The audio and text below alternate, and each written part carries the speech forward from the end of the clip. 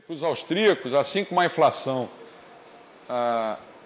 é uma coisa ruim, a deflação pode ser ruim, mas pode não ser. Você tem a boa deflação e tem a má deflação. O que é uma boa deflação? É a deflação provocada, por exemplo, pelo progresso tecnológico. Os preços dos computadores, o laptop que a faculdade comprou aqui em 1998 custou quase 5 mil reais. Hoje você vai nas Casas Bahia e compra por R$ 999, 998. Um computador muito melhor que aquele. Isso é uma deflação nesse setor. Você não pode falar em deflação, porque deflação seria uma coisa generalizada, mas o progresso tecnológico pode fazer uma deflação e essa deflação até gerar mais emprego. Mas os economistas botaram na cabeça que deflação é uma coisa pavorosa, assim como a inflação. Mas em grande parte o problema da deflação não é analisado pela mainstream, né? Porque, entre outras coisas, você não pode reduzir salários, já que o poder de compra está subindo, porque as pessoas não vão entender que você é obrigado a empregar com um salário fixo e vender a um preço mais baixo, e aí você teria o problema de não conseguir pagar esse salário depois, né? A espiral é gerada pelas próprias travas do sistema. O Mises era um cara muito crítico dos sindicatos. Ele dizia que os sindicatos atrapalhavam o funcionamento da economia de mercado, e atrapalham. Por causa das pressões sindicais, você não pode diminuir salário. Vocês viram o que o professor André falou aqui, que o salário dele na universidade lá em Portugal foi cortado em 30%. Dele e de todos os professores. Lá os salários nominais já podem cair, aqui não podem cair. Por quê? É um preço, por que não pode cair? A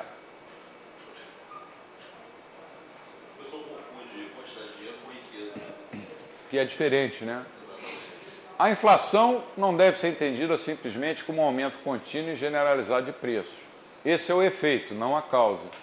Mas, para o Mises, para os austríacos, a inflação é uma queda progressiva do poder de compra da unidade monetária e a correspondente elevação dos preços. Cada vez, no processo inflacionário, que você vai comprar um bem ou serviço, você tem que levar mais dinheiro em troca. É um método pelo qual o governo, o sistema bancário que o governo controla e os grupos que ele favorece politicamente adquirem a capacidade de expropriar parte da riqueza dos outros grupos da sociedade. Portanto, é mais do que aconselhável, é crucial que a sociedade, com instituições adequadas, impeça que a política monetária fique sujeita a pressões políticas. Eu vou fazer um intervalo, depois eu vou falar dos mecanismos institucionais que os mais conhecidos que tentam impedir que o gato tome conta do pires de leite, quer dizer, que os políticos tomem conta da oferta de moeda. Então, 10 minutinhos, não vamos demorar muito não, porque hoje a gente começou um pouco depois da hora.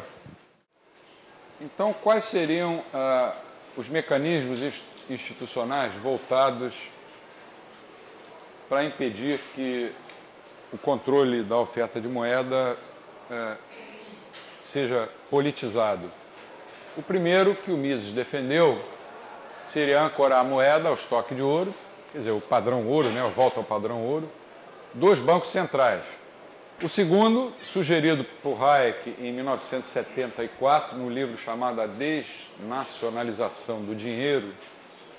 E, finalmente, há um terceiro mecanismo. Finalmente, não, esse é o terceiro, porque eu ainda vou colocar um quarto, que, embora não tenha sido proposto por austríacos, tende a isolar o gato do pires de leite. Ou seja, isolar a política monetária das pressões políticas. É a chamada independência ou autonomia do Banco Central, para separar a política monetária da política fiscal. Eu fui um defensor, durante alguns anos, dessa terceira hipótese. Mas hoje eu me pergunto, aliás, eu nem me pergunto mais, porque eu já encontrei a resposta. Por que deve existir bancos centrais? A gente vai discutir isso numa das últimas aulas. Para que serve um Banco Central? A rigor, para manter a estabilidade da moeda. Mas para manter a estabilidade da moeda é preciso existir um Banco Central? Eu hoje tenho convicção de que não. Basta olhar para a história dos bancos centrais e ver a história da inflação no século XX. O Banco Central é um fenômeno relativamente recente, tem uns 100 anos de...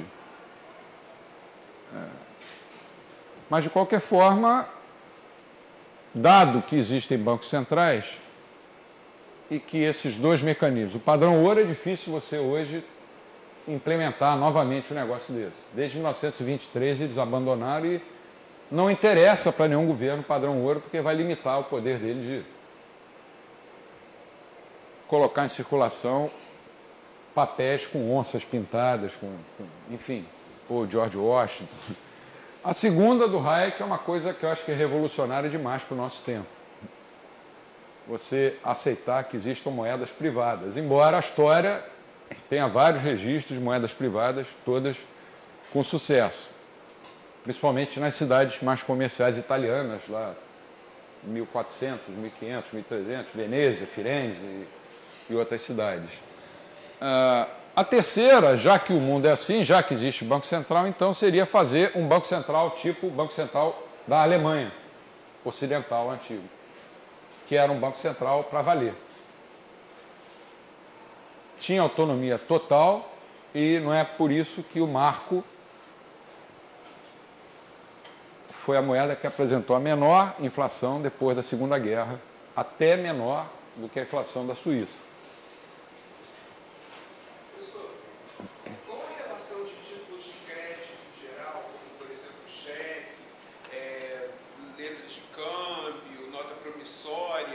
Com a questão da moeda, eu digo assim, a minha pergunta é basicamente no sentido de certa forma, esse tipo de instituto não funciona como uma espécie de emissão de crédito por indivíduos? Uma boa pergunta. Funciona. Os economistas classificam a moeda de acordo com vários conceitos. O M1, né, vai do M1 ao M4. O M1 é papel moeda, depósito à vista. O M2 inclui, não me lembro porque a definição mudou, mas inclui, antigamente era depósito poupança. O M3 já inclui, além desses três, títulos públicos federais. E o M4 é o que pega praticamente todos os ativos financeiros. Teve meio ampliado também, né? Aqui no Brasil, não vai pensar, teve meio Houve meio ampliado. E já tivemos até o M5, na época que aquela senhora que foi ministra do Collor fez aquele confisco e houve aqueles, como é que chamava? Certificados, não sei de quê, quando eles devolveram o dinheiro. Isso funciona como expansão monetária. Quer dizer, uma pergunta interessante, o que é moeda? O que é moeda? É o M1, M2, M3 ou M4? Acredita-se, hoje em dia, depois de uma longa discussão entre a mainstream, entre as correntes da mainstream, que o Banco Central, olhando para o M1 e para o M2, já está, de certa forma, assegurando o controle da oferta de moeda. Mas isso é uma coisa discutível. Se você entrar no site do Federal Reserve de St. Louis, né, a parte dos dados é Fred. Lembra de Fred? Do grande artilheiro? Federal Reserve Economic Data. Aí você tem todos esses agregados. Você vai ver que eles mais ou menos seguem a mesma tendência ao longo do tempo. Vamos antecipar, a tão esperada aula, antecipar porque, vou deixar mais para o final, né? Fazer o gol aos 44 segundos tempo é mais gostoso, então vou deixar a teoria dos ciclos para o final. Nós vamos antecipar o que o Mises já dizia há 100 anos sobre inflação, recessão e ciclos econômicos. A ideia central é que o dinheiro novo, quer dizer, recém-emitido, ou o crédito, quando eu falo dinheiro aí, eu estou falando generalizado, tá? Não é só moeda. Entra num ponto específico do sistema, ou seja, da estrutura de capital da economia, que nenhuma outra escola considera. E, dessa forma, ele é gasto em certos bens e serviços específicos àquele setor onde o dinheiro novo entrou. Até que, gradualmente, ele vai se espalhando por todo o sistema econômico, assim como um objeto qualquer, essa imagem é do Mises. Ao ser atirado na superfície de um lago, começa a formar círculos concêntricos com diâmetros cada vez maiores. Ou, para usar uma imagem do Hayek, quando você derrama mel no centro de um pires, o mel vai se espalhando a partir do montículo que se forma no lugar onde você está despejando o mel. Se você parar de despejar o mel, depois de algum tempo ele vai ficar, a superfície vai ficar plana. Vai ficar plana. Mas enquanto você estiver despejando o mel naquele ponto específico, né, é como se você estivesse despejando dinheiro novo. Por isso, alguns gastos e preços mudam antes e outros mudam depois.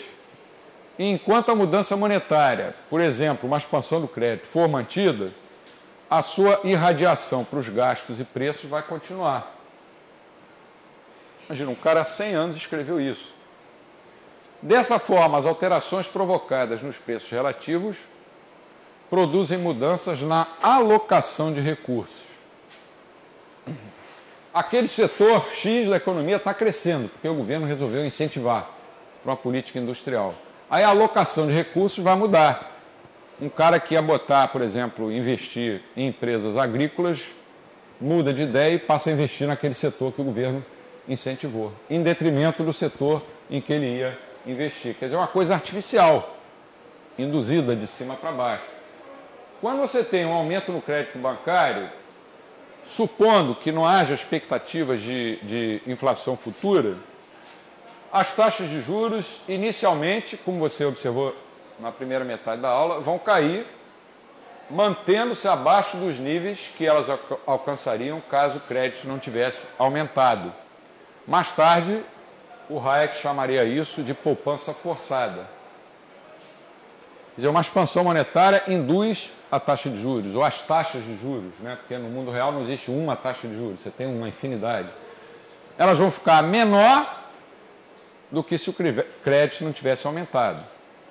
Se essa expansão monetária for lastreada em poupança, se aumentar a poupança relativamente ao consumo da sociedade, essa expansão monetária não vai provocar efeitos alocativos, porque essa moeda que entrou tem um lastro real, que é a poupança.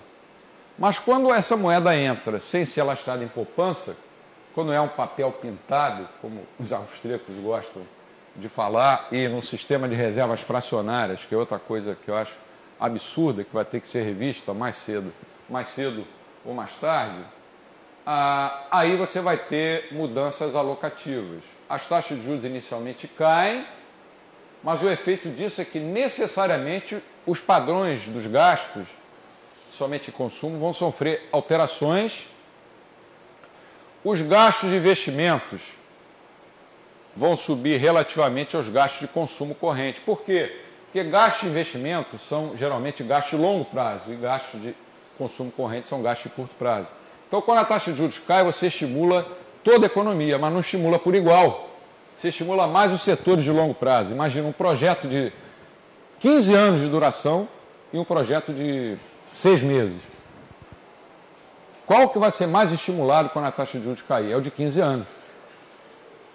Isso vai provocar um alargamento da estrutura de capital da economia. Eu chamar de efeito sanfona, efeito Ricardo, efeito concertina. Depois a gente vai ver cada um deles com detalhe.